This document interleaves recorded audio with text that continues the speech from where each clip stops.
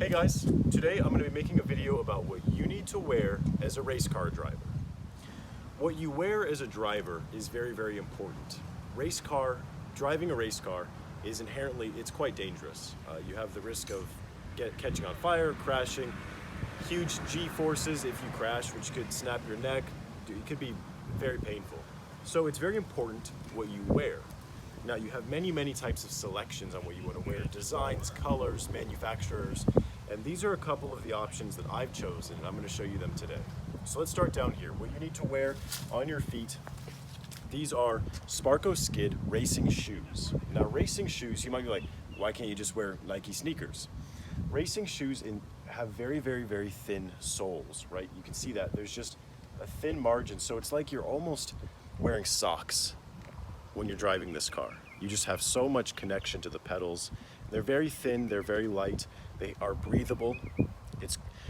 Everything that you wear needs to be focused around heat. It gets very, very, very hot in your race car, especially here in Florida. So you need to be mindful of what you're wearing and how you can help retain some of that cool in your body. Like, I'll show you in a little bit. So these are Sparcos, as I said. I chose the design to do dark blue leather with white accents and black Alcantara. These were the shoes that I wore at Daytona. They're very, very light, and they did a great job. They're probably my favorite driving shoes I've ever worn.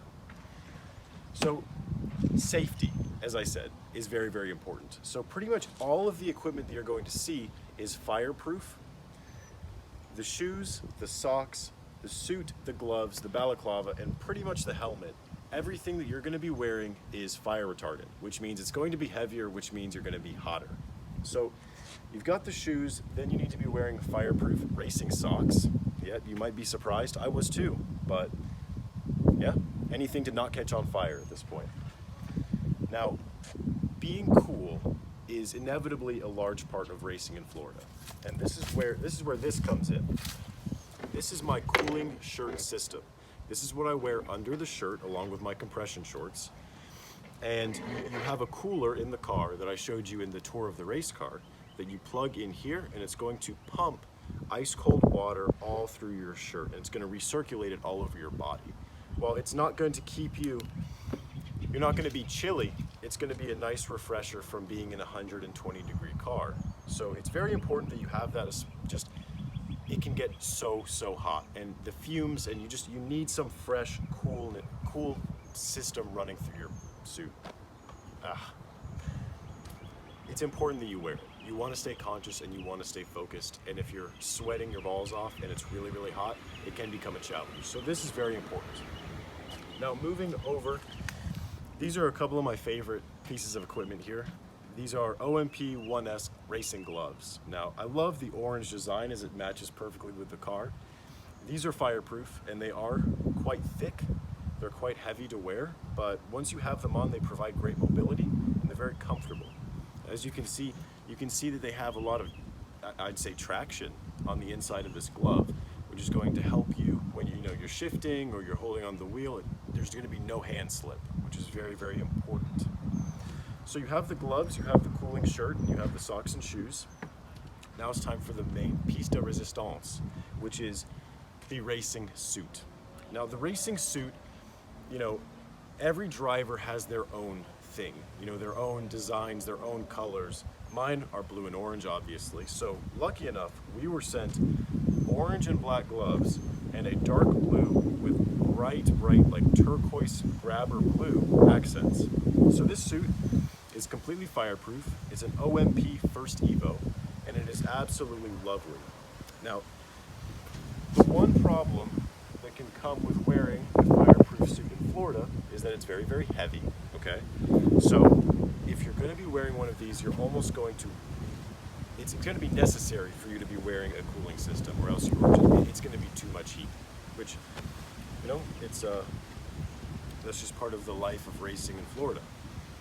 So you have the suit, which covers pretty much the entire body, and you have to have it obviously zipped all the way up and tied at the neck, so it's completely covering your whole body. And this is obviously in case that there is a fire, flames come from the engine or something, or from the back, who knows?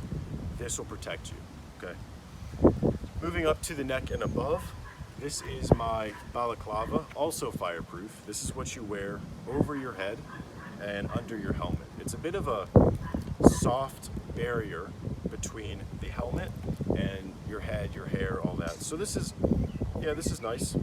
It's comfortable. You don't really need to wear one, but if you want one, I would recommend getting one. It's just for ease of comfort. Now, moving on to my favorite. This is my helmet, okay? Helmets, as I said with the suits, each driver has their own touch, but helmets are really where that comes into play. Now, everywhere you look on this helmet, you can be reminded by something that, I can be reminded by something that I've done, right? We've got the Champ Car sticker from Daytona, Alpine Stars, which is a bunch of gear that I've used in the past, SCCA, Ford Performance. We have the beautiful Neptune Trident on the back, and the Roex stickers on the top, which is what this is. That's the manufacturer for this helmet, and they make lovely, lovely equipment, and it's been a joy to use it. You can see here, you have these two plugins. This is for the radio, okay, because you do have a mic in the helmet, and you want to be able to communicate with your pits. And this is for water. You have a water bottle that sits behind you, and you can drink while you drive. Only water, though. And here you have some clips, which I will explain in a second. These are also very, very important.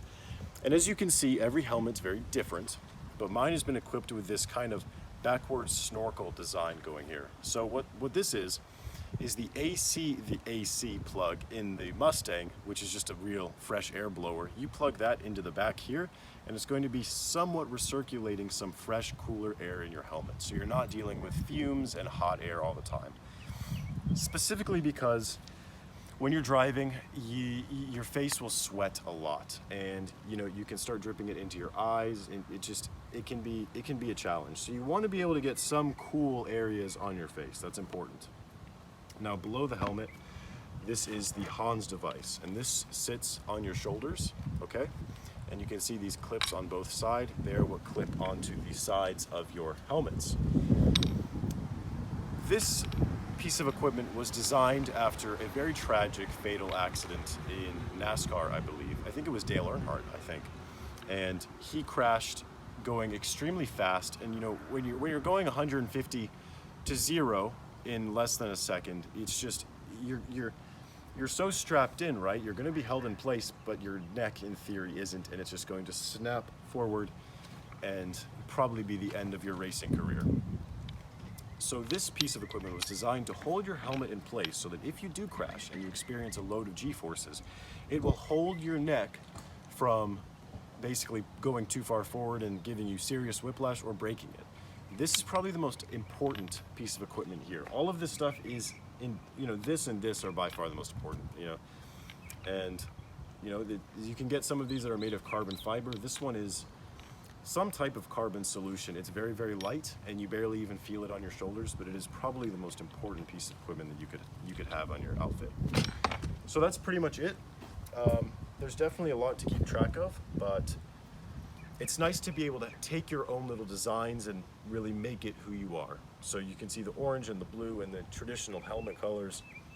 It's all me. So thank you for watching.